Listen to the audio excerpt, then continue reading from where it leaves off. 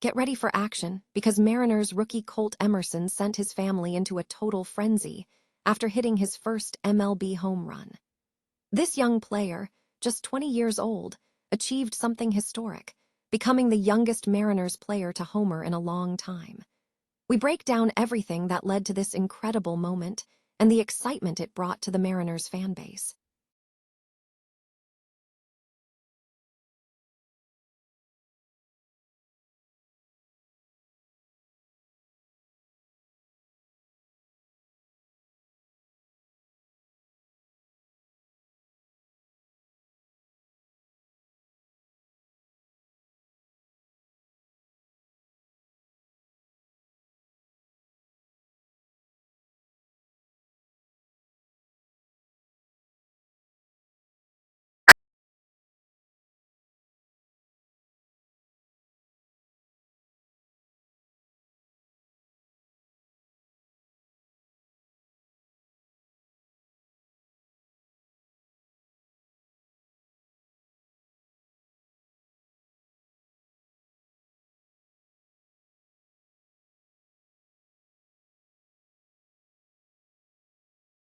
Now we shift gears completely. Finally, we bring you the massive upset in the Nationals game. James would hit MLB's first inside-the-park grand slam since 2022. We cover the incredible moment, the speed of the play, and how this historic feat changed the momentum for the Washington Nationals. Don't miss the rest of the action. The Seattle Mariners rookie Colt Emerson has ignited a wave of excitement, sending his family into a frenzy after recording his first Major League Baseball hit. Emerson, who was recently called up to the majors, achieved his milestone during a game against the San Diego Padres, breaking a dry spell of no hits against the Padres and a 0-3 start against the Chicago White Sox. The pivotal moment came in the 8th inning when Emerson blasted a 3-run home run, a performance that captivated fans and family alike. Emerson, just 20 years old, is recognized as the youngest Mariners player to hit a home run in a significant period. Sarah Langs of MLB.com noted that Emerson is the youngest player to homer for the Mariners since Jose Lopez on September 13, 2004. The Mariners ultimately secured a 6-1 victory in the game. In his 2 games, Emerson has recorded a batting average of .167 and a .286 on-base percentage, contributing 2 runs and driving in 3 runs. Emerson expressed his overwhelming emotion following the hit. Speaking after the game, he stated, "Honestly, I'm speechless.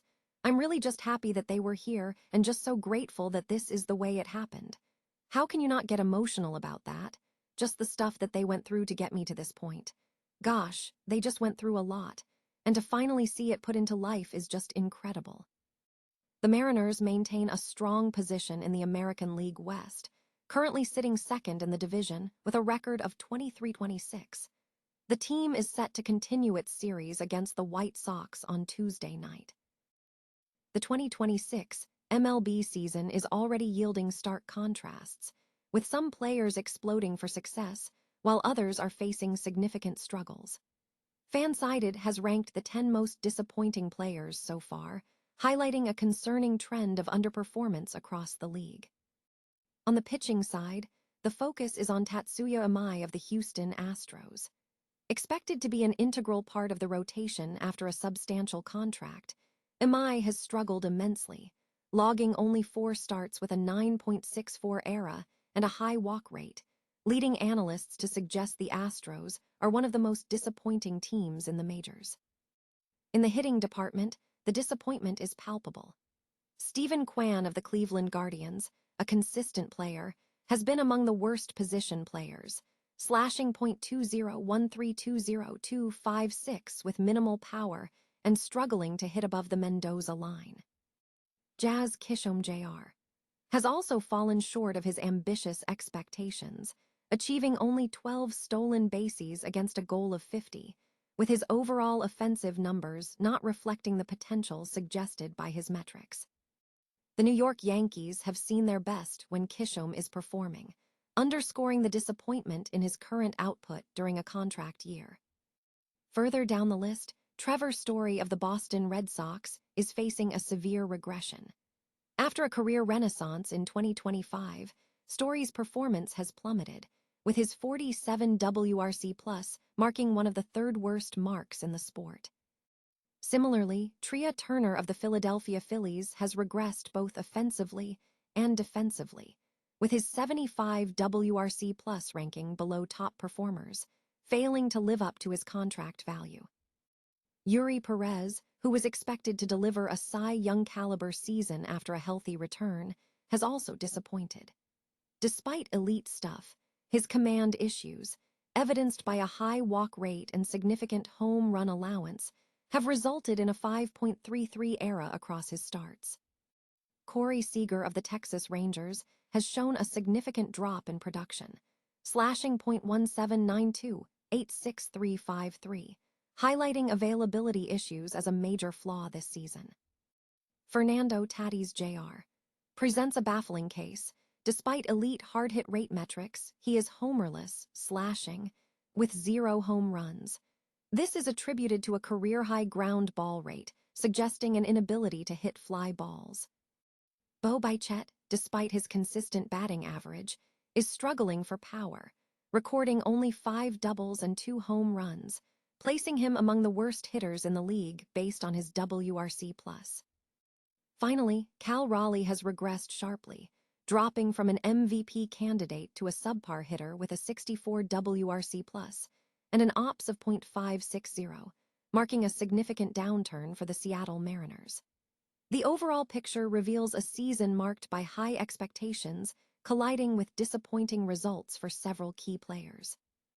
Cleveland Guardians have re-signed left-hander Colby Allard to a minor league deal, according to reports from MLB.com.